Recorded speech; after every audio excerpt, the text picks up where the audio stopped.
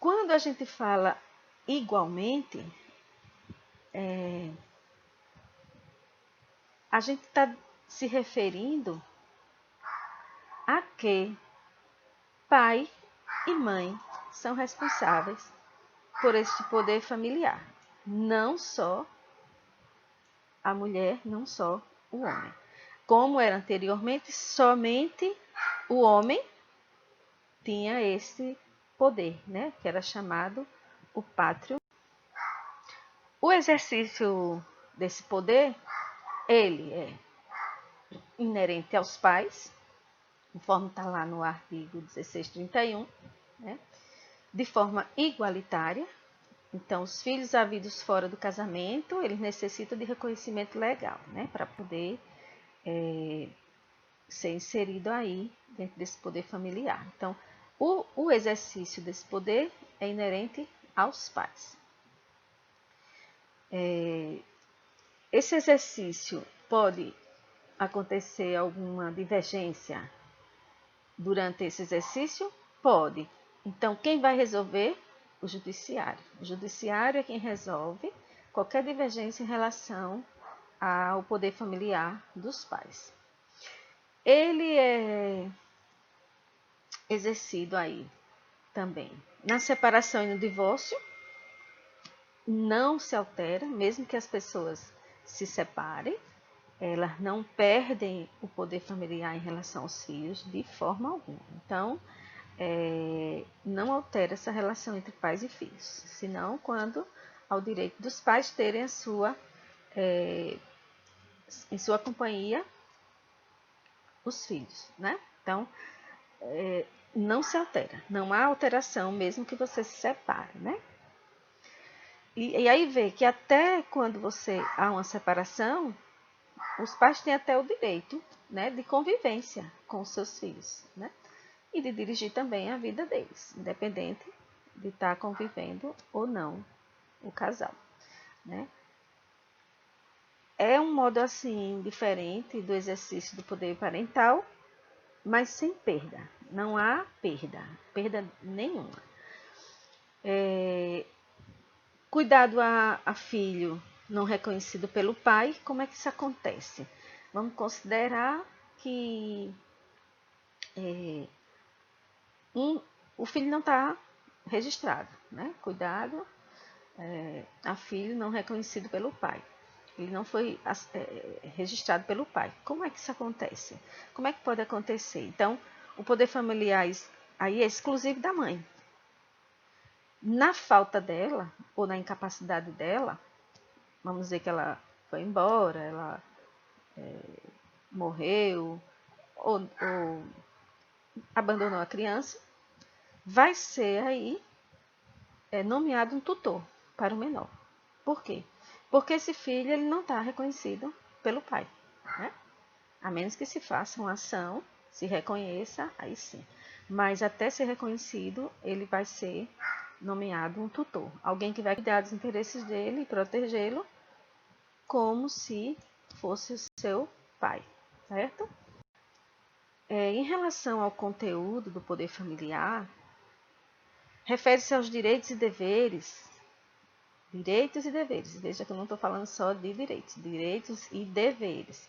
Que incumbe aos pais, quanto aos filhos menores. Então, quais são esses direitos e deveres? Dirigir-lhe a criação e educação, tê-los em sua companhia e guarda, conceder-lhes ou negar-lhe consentimento para casar, nomear-lhes tutor, posso nomear um tutor, um testamento ou um documento autêntico, que garanta a viabilidade dessa nomeação, representá-los até os 16 anos, vê que representa até os 16 anos, isso é muito importante, preste atenção. Representar até os 16 anos e assisti-los após esta idade até completar os 18.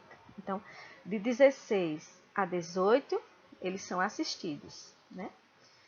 Antes, eles são representados. Reclamá-los de quem ilegalmente os detenha. Então, se alguém pegou essa criança ou adolescente e está lá ilegalmente, eu tenho todo o direito, como pai, como mãe, de buscá-los de volta, né?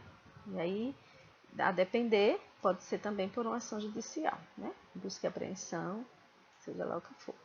Exigir que ele prestem a obediência. Então, olha aqui, uma exigência.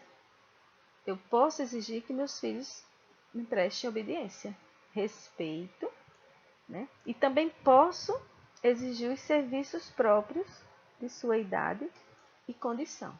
Então, às vezes a gente pensa que criança e adolescente, eles só têm direitos, né? Mas eles também têm dever de obediência, de respeito. E é obrigação dos pais ensinar alguma coisa para eles, né? Serviços aí próprios da sua idade e condição. Você não pode colocar serviços que prejudiquem o desenvolvimento da criança, que explorem, né?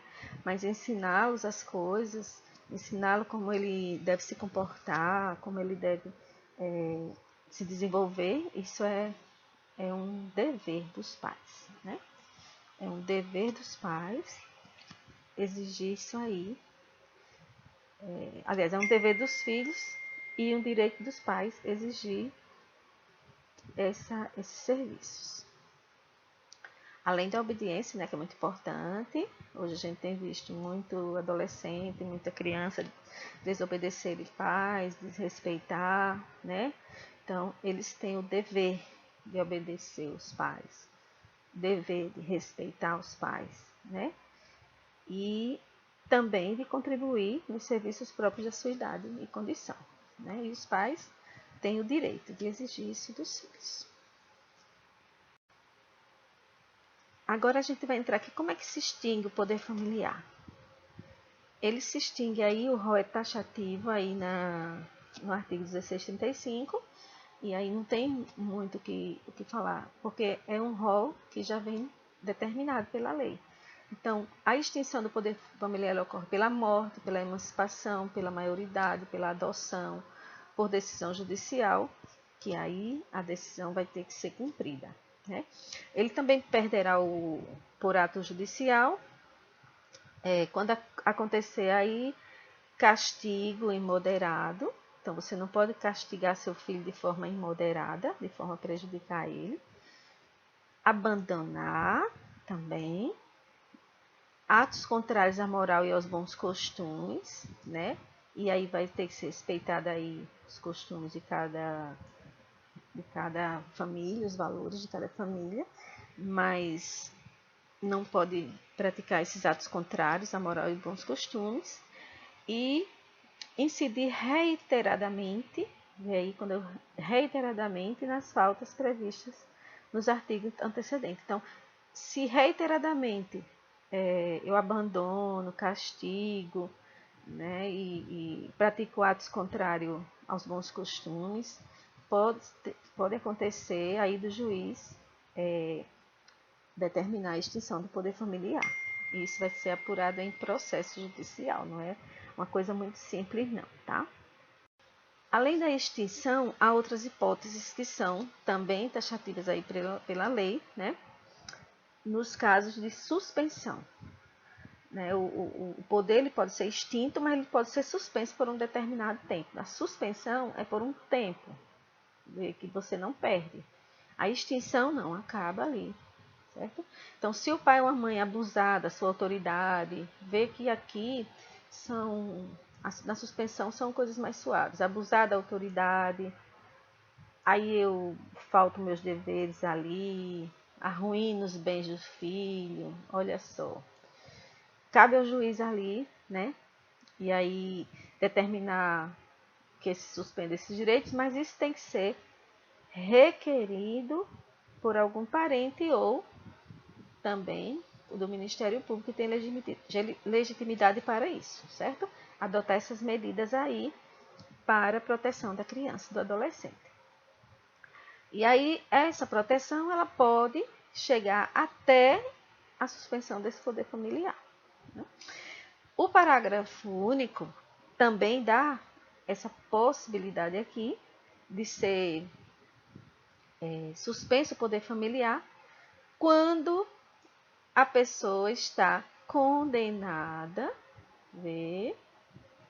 E aí é condenada por sentença irrecorrível. Então a sentença tem que estar já transitada em julgado e não ter mais possibilidade de recurso. Aí ela fica suspensa, a pessoa fica suspensa desse poder familiar, certo? E aí tem que observar também, né, que é cujos crimes, cuja pena, né, crime, a pena não a pena exceda a 2 anos de prisão. Então, a pena que a pessoa teve excedeu a 2 anos de prisão, o poder familiar fica suspenso. Isso é lógico, né? Porque se a pessoa está presa, ela não tem como cuidar dessa pessoa. Então, fica suspenso. E aí, nesse caso, pode ser nomeado um tutor para tomar conta dessa criança.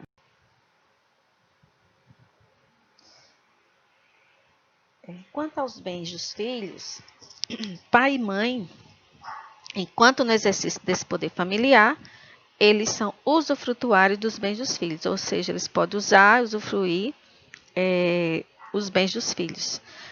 Tem também a administração desses bens, né, dos filhos menores, sob a sua autoridade.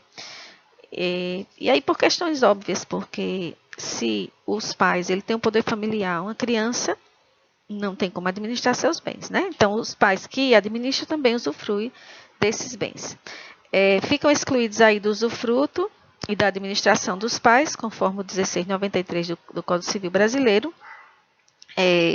os bens adquiridos pelos filhos havidos fora do casamento, antes de reconhecido pelo pai. Porque aí é óbvio, se ele não está reconhecido pelo pai, ou pela mãe, né?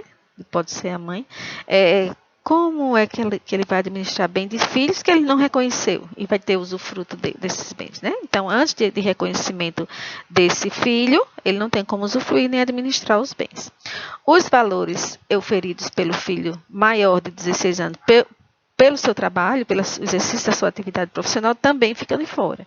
Porque aí esses valores, eles pertencem ao adolescente que está trabalhando, que está exercendo sua atividade profissional e fica excluído aí do usufruto e administração dos pais. Eles mesmos é que vão administrar seus recursos. Os bens deixados aí doados ao filho sobre alguma condição. Então, o filho recebeu uma doação, mas tem uma condição lá, né, que esses bens não podem ser usufruídos pelos pais. Então, nesse caso, também fica de fora. Os bens que aos filhos couberem na herança, mas que os pais foram excluídos da sucessão. Então, nesse caso também, os pais não usufruem desses bens. Por quê? Porque os pais foram excluídos da sucessão por alguma razão, os filhos recebem, mas os pais não podem usufruir desses bens, né? E aí, nesse caso, como é que fica? Vai ser nomeado alguém que vai ser responsável por administrar esses bens, ok?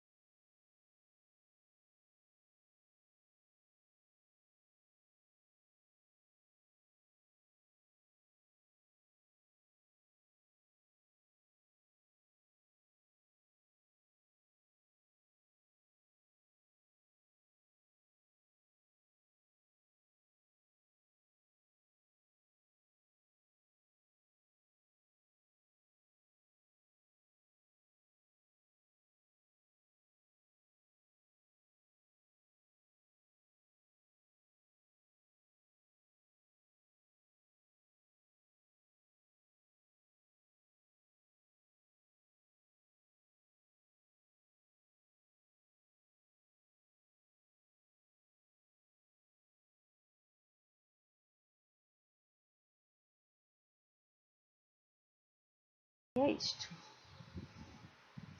segue aí a fonte do nosso estudo, né? E as siglas que a gente utilizou.